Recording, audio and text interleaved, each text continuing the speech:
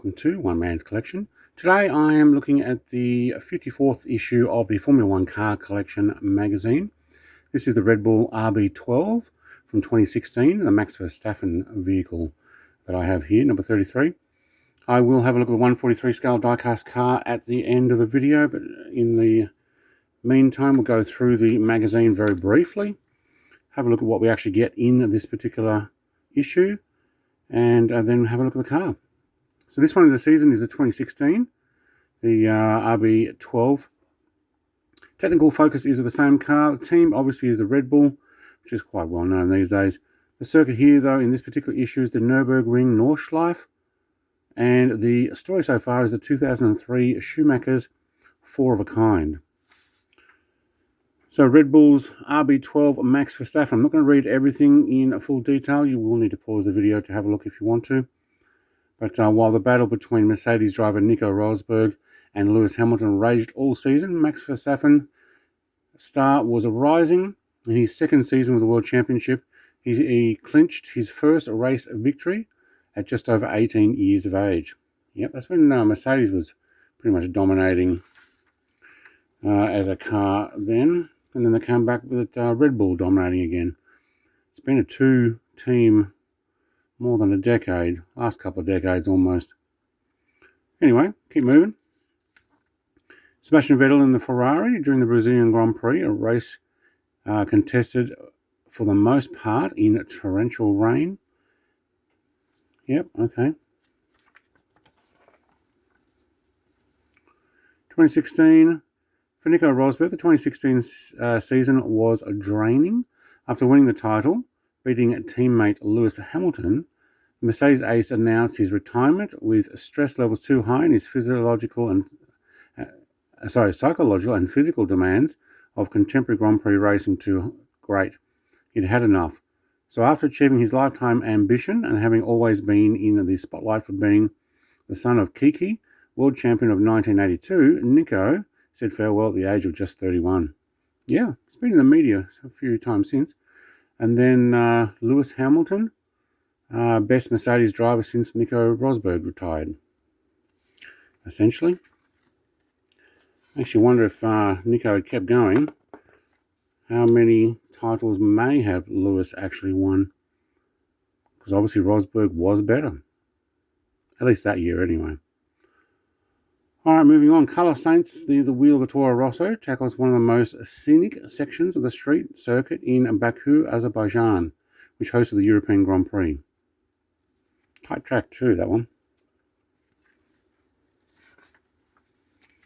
Red Bull's RB12 got a technical focus pull out here. Engine is a Tag Heuer from the original Renault RE16 V6 90-degree hybrid turbo 1.6 litre. Maximum engine speed of 1500 RPM. Whole car is 702 kilos in weight. Okay.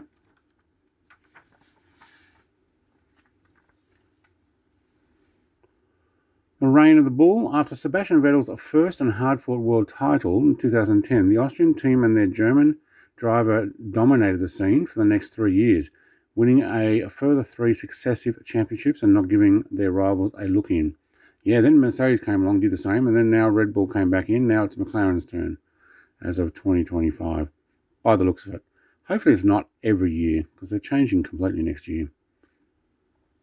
12-year career, Mark Webber completed Formula One for 12 full seasons. He made his debut in 2002 in Minardi, owned by fellow Australian Paul Stoddard. Airline guy, wasn't he? Then raced for Jaguar in the following 2 years.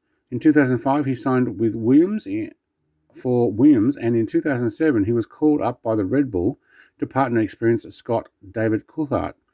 Webber's career peaked during his time with Dietrich Mateschitz.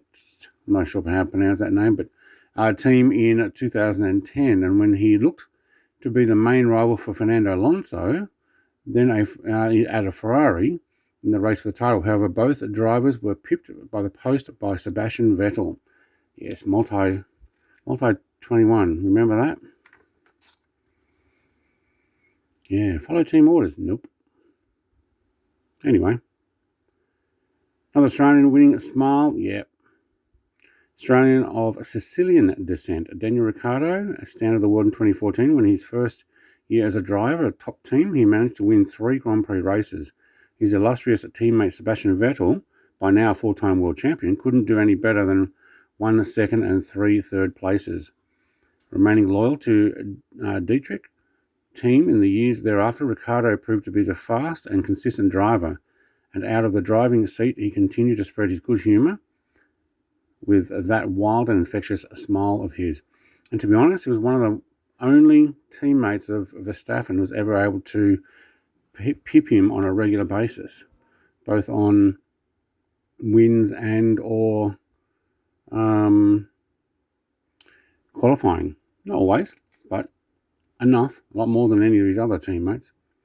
All right, the circuit, the Nürburgring Nordschleife. So this is the full circuit, 28 miles. Awesome track. If you've ever played that on video games or been there in real life, absolutely awesome.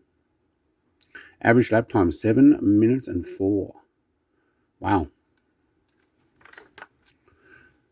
Story so far, this is 2003, Schumacher 4 of a kind. Michael wins again after a fight. The German ace's 4th title in a row came after an unusually hard-fought season. Kimi Raikkonen and McLaren's Mercedes were the last to concede, but won. Pablo Montoya and Williams also stayed in the reckoning for much of the campaign. Them were the days. Yeah, when you got the other teams starting to come up. Prefer it that way. But he did dominate for years. Ferrari on 158 points, Williams on 144, McLaren on 142. There you go. All right, coming up in parts 55 and 56 is the Ferrari 246 F1 and the Brabham's BT24, a couple of older vehicles, 1958 and 1967. Got a lot of the 60s and 70s race cars, all the way up to the number 200 in this magazine collection. Going to take a closer look at this car, see what they give us in the diecast. It's the matte paint on this one. Not much of a gloss, actually done quite well. Very well known car these days because of Max, current world champion. See how that goes next year. He'll be back on the 33, I'm guessing. It's actually a really well done modelled car.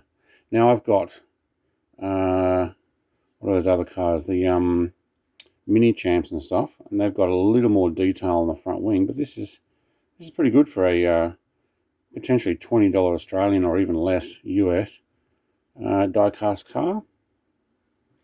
The skinny rear wing of a RB12 2016, yeah. Underneath, not much. I'll put this on the turntable so you can have a look. I actually do like the looks of these, and I've got a whole bunch of Red Bulls these days. Thank you very much for watching. I'll be back with magazine 54 next week. Cheers. Bye.